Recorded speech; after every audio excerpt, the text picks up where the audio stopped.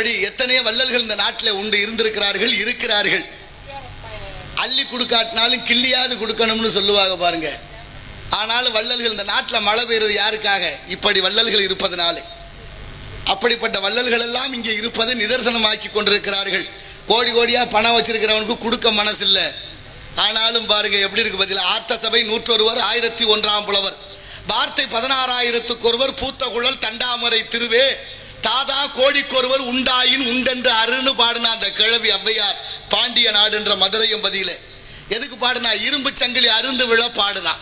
ஆர்த்த சபை 101, ஒரு சபையில 100ல் ஒருத்தர் நல்லவர் இருப்பது உண்மையானால், 1001 புலவர், 1000ல் ஒருத்தர் புலவர் இருப்பது உண்மையானால், வார்த்தை 16,000 16,000 பேர்ல வார்த்தை சாலங்களை புரிந்து வசனையை ரசிப்பதற்கு இருப்பவர் உண்மையானால், பூத்த குழல் தண்டாமரை திருவே தாதா கோடிக்கொருவர்னு பாடுறாரு. தாதான்னா என்ன அர்த்தம்? தாதான்னா என்ன தம்பி? பேசுவீங்கல்ல, வாய் பேச முடியும்ல, பேசலாம். பிறகு தயக்கா. தாதான்னா என்ன அர்த்தம்? தாதான்னா ரவுடி. அப்படித்தான் நம்ம படிச்சிருக்கிறோம். எப்படி படிச்சிருக்கோம் பத்தியா? தாதான்னா வள்ளல்னு ஒரு அர்த்தம் இருக்கு. இப்படி தாதான்னு வள்ளல் ஆக்கி வச்சு எல்லா பயிலும் கம்ப தூக்கி எடுத்துடுறேன். நல்லாவா இருக்கு நாடு? நினைச்சு பாருங்க. அப்படின்னா தாதான்னா வள்ளல், கொடுக்கிறவங்க கோடியில ஒருத்தர் இருப்பது உண்மையானால், சங்கிலி அருந்து விழணும்னு பாடுனா சத்தியம் என்று ஏற்றுக்கொண்டு அருந்து விழுந்தது இந்த நாட்டிலே தமிழ் பாடல். அப்படிப்பட்ட மகத்துவம் வாய்ந்த 1000ல் கோடியில ஒருத்தராக இருந்து இங்கே பல கோடிக்கு ஒருத்தர் இல்லை, இங்கே 100க்கு ஒருத்தர வள்ளல்கள் இருக்கிறார்கள். அப்படிப்பட்ட அன்பளிப்புகளை வாரி வழங்கிய வள்ளல் பெருந்தகைகள் எல்லோருக்கும் நன்றியை காணிக்கையாக கொண்டு பணியை தொடர்வோம். அருமையான இடம், அழகான இடம். வாடிய பயிரை கண்டபோதெல்லாம் வாடினேன் இறைவா என்று வள்ளலார் பிறந்த பூமி. பயிர் வாடினால் கூட உயிர் வாடியதாக கருதிய மகான். எந்த ஊரு? கடலூர் மாவட்டம் மருதூர்ல பிறக்கிறார் வள்ளல் பெருந்தகை ராமலிங்கம் பிள்ளை. அவருக்கு வயசு 7, சின்ன பிள்ளை. வயசுக்கு 7 இருக்கும்போது அவங்க அண்ணன் சபாபதி பிள்ளைக்கு உடம்பு சரியில்லை, காய்ச்சல்.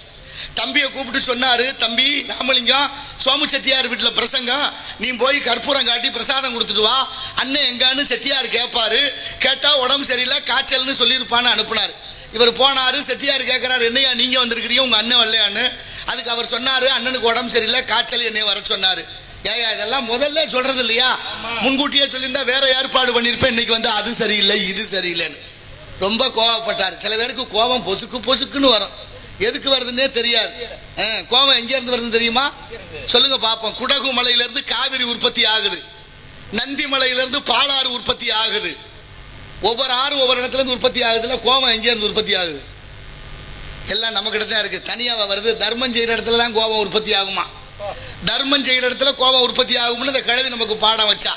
அப்படின்னா அந்த கிழவர் யாரு? அப்பச்சி செட்டியார் கோபப்பட்டாரு.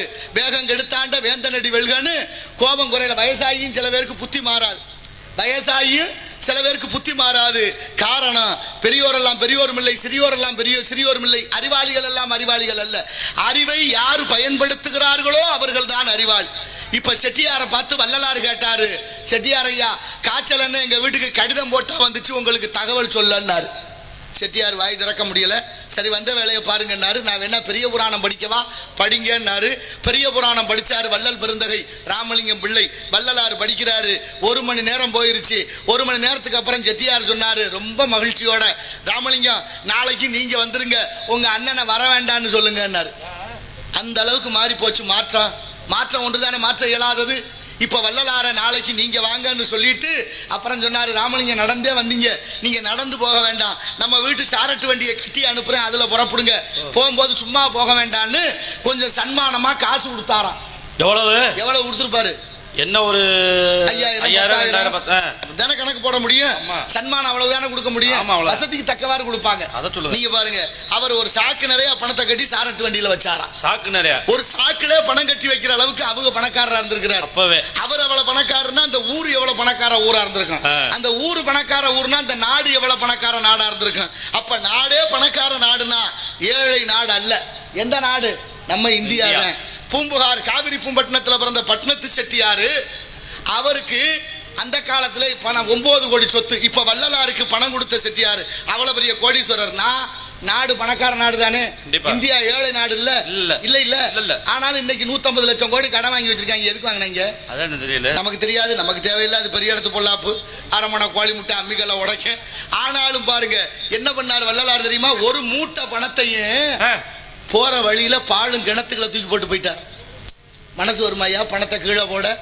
10 ரூபா குறைஞ்சா சுத்தி சுத்தி பாக்குறேன், 100 ரூபா குறைஞ்சா என் மயன் திரும்ப திரும்ப கேட்கிறேன். என்ன சொல்றிய பாருங்க. ஆனாலும் ஒரு மூட்டை பணத்தை தூக்கி தெருவுல போட்ட மகான் வள்ளல் பெருமானார். இன்னைக்கும் சில கோடீஸ்வரங்களுக்கு பிரச்சனை என்ன பண்றாங்க, பணத்தை மூட்டையா கட்டி ஆத்துல போடுறேன், குளத்துல போடுறேன், மண்ணை தோண்டி புதைக்கிறேன், நெருப்பை வச்சு கொளுத்துறேன், பிண வரைக்கல பணம் வைக்கிறேன். இன்னும் டெல்லியில நீதிபதி வீட்டுல 45 கோடி இருந்து பாதி எரிஞ்சு போச்சு. ஏழை எளிய மக்களுக்கு கொடுக்க மனசு வரலையே, நான் எங்க போய் சொல்ல. ஆனாலும் கலைஞர்களை பாராட்டணும், பணத்தை சன்மானமா கொடுத்துங்கிற மனசு இருக்கு பாருங்க. ஏழையின் சிரிப்பில் இறைவனை காணலாம் அறிஞர் அண்ணா. அதுபோல இங்கே இந்த ஏழைகளாய் எல்லாரையும் வாழ வைக்கணுங்கிற மனசு இருக்கு பாருங்க. அதுதான் வள்ளல் பெருந்தகை. அவ்வளவு பெரிய மகான் வள்ளலாறு. பயிர் வாடினா கூட உயிர் வாடியதாக கருதியவர். அவர் மேலே வழக்கு. என்ன சொல்றீங்க? கடலூர் நீதிமன்றம். கடலூர் நீதிமன்றத்தில் வழக்கு தொடுத்தவர் ஆறுமுக நாவலர், வழக்க விசாரிக்கிறவர் வெள்ளக்கார நீதிபதி, வழக்குக்கு வாதாடினவர் முத்துசாமி ஐயர். இப்ப நீதிமன்றத்துக்கு வள்ளலாறு வரணும். என்னையா வழக்கு தப்பு பண்ணாரு அவரு? என்ன தப்பு பண்ணாரு? நான் கேட்கிற இயற்கை வளங்கள் எதுவும் கொள்ளை அடிச்சிருப்பாரா? ஆத்து மண்ணள்ளி வித்தாரா? இல்ல மலையை உடைச்சு மண்ணா வித்தாரா? இல்ல சாராய போத்தல கண்டகடுவா வித்தாரா? ஒண்ணு இல்ல இல்ல. அந்த தப்பெல்லாம் செஞ்சேன் பூரா மரியாதையை தர்றேன் நாட்டுல. ஆனா வள்ளலாறு மேலே வழக்கு. நீதிமன்ற உத்தரவு நீதிமன்றத்துக்கு வரணும்னு வள்ளலார் நீதிமன்றத்துக்குள்ள நுழைகிறாரு. என்ன பிரச்சனை உங்களுக்கு? என்ன பிரச்சனை? பேசாம இருக்கணும். கையை நீட்டி இருந்தா ஒரு நேரத்தை போல இருக்காது. சரியா? உங்களுக்கு நான் பேசுறது உங்களுக்கு புரியும்னு நினைக்கிறேன். உங்களுக்கும் சேர்த்து தான் நான் பேசிக்கிட்டு இருக்கிறேன். சும்மா கையை நீட்டுறது காலை நீட்டுறது, அமைதியா இருக்கணும் இல்லைன்னா எந்திரிச்சு போயிடணும். அப்ப வள்ளலார் நீதிமன்றத்துக்குள்ள நுழைகிறாரு. வள்ளலார் நீதிமன்றத்துக்குள்ள நுழைகிற போது கூடியிருந்த உட்கார்ந்து இருந்த எல்லாரும் எந்திரிச்சு கைகூப்பி வணங்குறாங்க. நீதிபதி கும்பிடுறாரு, ஆறுமுக நாவலர் கும்பிடுறாரு, அந்த வழக்கறிஞரும் கும்பிடுறாரு. நீதிபதி கேட்கிறாரு வழக்கறிஞரையும் பார்த்து, நீதிபதி அந்த ஆறுமுக நாவலரை பார்த்து, நீதானே அவருக்கு வழக்கு தொடுத்த, நீதானே அவருக்கு எதிரி, நீ ஏயா கும்பிட்டான்னு. அவர் சொன்னாரு, என்னன்னு தெரியலங்க, அவரை பார்த்தா கும்பிடணும்னு தோணுச்சு, என்னை அறியாம கும்பிட்டேன், மன்னிச்சிருங்கன்னாரு. வழக்கு அன்னைக்கே தள்ளுபடியானது. இந்த கதையின் மூலமா நம்ம கத்துக்கிற விஷயம் என்ன? எதிரிக்கு கூட வள்ளலாரை பார்த்தா கும்பிடணும்னு தோணுச்சு. அதுதான் வாழ்க்கை. இன்னைக்கும் வாழணும், அப்படி வாழணும். எதிரியா இருந்தாலும் நம்மளை பார்த்து கையெடுத்து கும்பிட்ற அளவுக்கு வாழணும். இருந்தாலும் இறந்தாலும் பேர் சொல்ல வேண்டும், இவர் போல யார் என்று ஊர் சொல்ல வேண்டும். எதிரிக்கு கூட வள்ளலாரை பார்த்தா கும்பிட தோணுச்சா? இன்னைக்கு நம்ம கும்பிடுறோம். யாரு? எல்லாரையும் கும்பிடுறோம். ஆமா. ஏன் கும்பிடுறோம்? கும்பிட தோணுது. காரணம், சில பேரை பார்த்தா கும்பிட தோணுது, சில பேரை பார்த்தா கும்பிடு தொலைக்கணும்னு தோணுது. படுத்துறாங்கல்ல, பதவியில இருந்துகிட்டே படுத்துறான்ல ஒருத்தன், படுத்துறானா இல்லையா? ஆகையினால எல்லாத்துக்கும் யதார்த்தம் தான் இந்த வாழ்க்கையில சிறக்கும். அந்த யதார்த்தத்தோடு இந்த வாழ்க்கையினுடைய சிறந்த தத்துவத்தை பார்க்கின்ற பொழுது இந்த இடத்திலே எல்லாம் சஞ்சையும் புஞ்சையும் பொங்கி வழிகிறது.